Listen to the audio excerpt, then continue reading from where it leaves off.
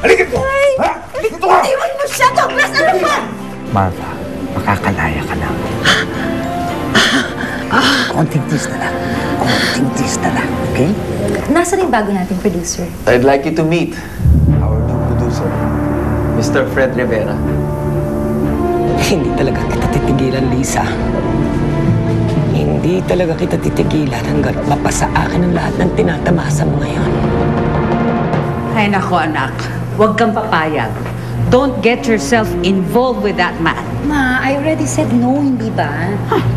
Wala akong tiwala sa Fred na yan. Malakas ang kutob ko na may binabalak yan na hindi maganda. Kailangan natin kumausap ng abogado. Let's see if Lisa can walk out of this without any liability. Lisa! Lisa! Please! Oh, wala kami ng trabaho. Joel, huwag mo naman ako sabatan ng ganito. Tama ang sinasabi niya, Lisa. Maraming taong umaasa sa show. If you don't want to cooperate, I'll have no choice but to pull out as producer. May mapasara ang show mo. Maraming kabuhayan ang masisira. Lahat ng staff and crew mo mawalan ng trabaho. Kaya ba yun ang konsensya mo, Lisa? Maraming maghihirap na tao ng dahilan sa pagmamatigas mo. Hoy, kung aalis ka, tatanggalin kaming lahat. Bakit mo ako iniinit? Anong gusto mo patunayan? I'm here to do business. Period. Wala akong gusto mangyari. Wala akong masamang pinaplano. Bakit pa takot na takot ka, Lisa? Ano ba sa tingin mo kaya kong gawin? Sino ba naman ako? Wala naman ako sa'yo, hindi ba? Para sa inyo.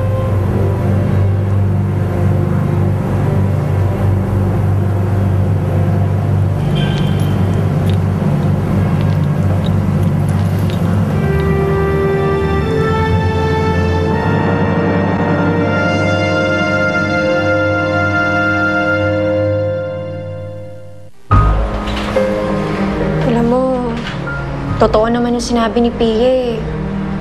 Dahil sa akin, saktan si Inay. Ano ka ba, Shane? Hindi naman kagagaan yung pagsaya sa dance contest eh. Nanalo kaya kayo? At hindi naman ikaw na nakit sa nanay mo, yung tatay-tatay ang demonyo eh. Siya ang abusado. Pero Rochelle, hindi naman siya magagalit sa akin. Kung wala naman akong ginawa, di ba? Eh, ngayon tuloy iniisip ko, didiretso pa ba ako dun sa rehearsal namin nila Patrick mamaya? Kasi ayoko na talagang magalit sa akin si Itay. Yan na nga lang kaligayahan mo, ititigil mo pa? Tigilan mo yung pagka-imotera mo. Wala kang kasalanan. Hoy, kayong dalawa. Ano na naman ginagawa niyo dito, ha? Nag-chichismisa na naman kayong dalawa. Hoy, kailangan natin kumita sa labas. Hindi pa kayo nakaayos. Malapit na tayo magbukas, oh. Naku, paguntugin ko kayong dalawa. Magkaisa-isa kayo. Bilisan niyo, ha?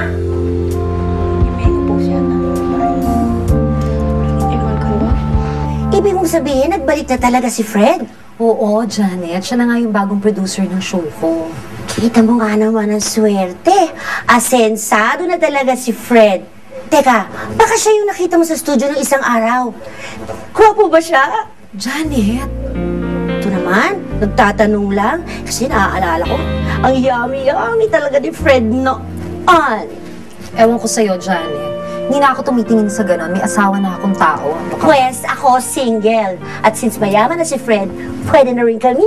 Pwede ba, Janet? Puro kabiro eh. Ikaw naman kasi, aminin mo, apektado ka pa rin sa pagkikita niyo ni Fred. Eh, ayoko lang kasi na malagi sa sitwasyon na ganito na siya pa ngayon yung bago kong producer. Simple lang ang solusyon dyan. Beg off from the show. Hindi nga pwede. Kailangan ko ipagpatuloy yung show para sa mga staff at sa mga crew. E paano ka naman? Hindi ko alam. Bahala na.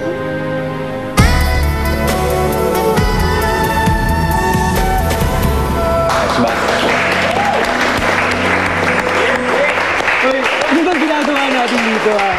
Pare, gusto ko makascore ngayong gabi. Kaya, Bakit? Malibasa kasi like ka super kay Shane. ewan ko sa'yo. Parang totoo yun. Siguro naman yung mga babae dito, di kasing pakipag ni Shane. Eh, malamang, nasan ka ba? Piloso ko pa.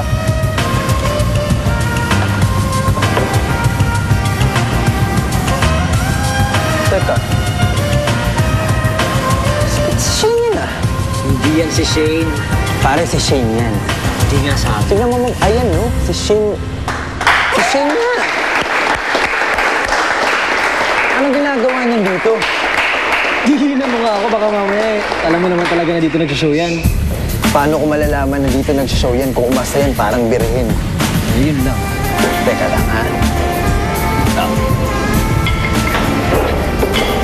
Shane. Shane, anong ginagawa dito? Ha? Mamaya na lang tayo mag-usap. May isa pa kasi kaming set eh.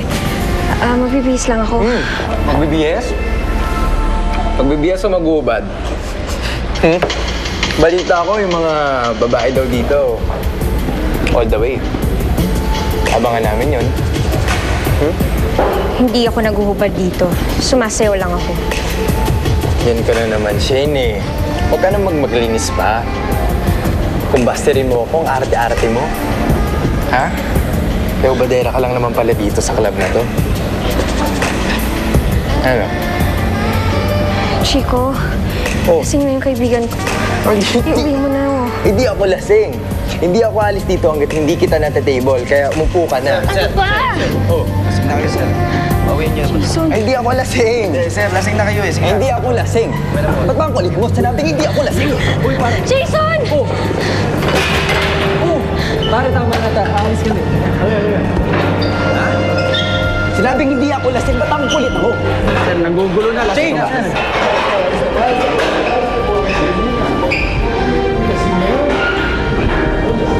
Okay ka lang? Huwag mo napansinin yan.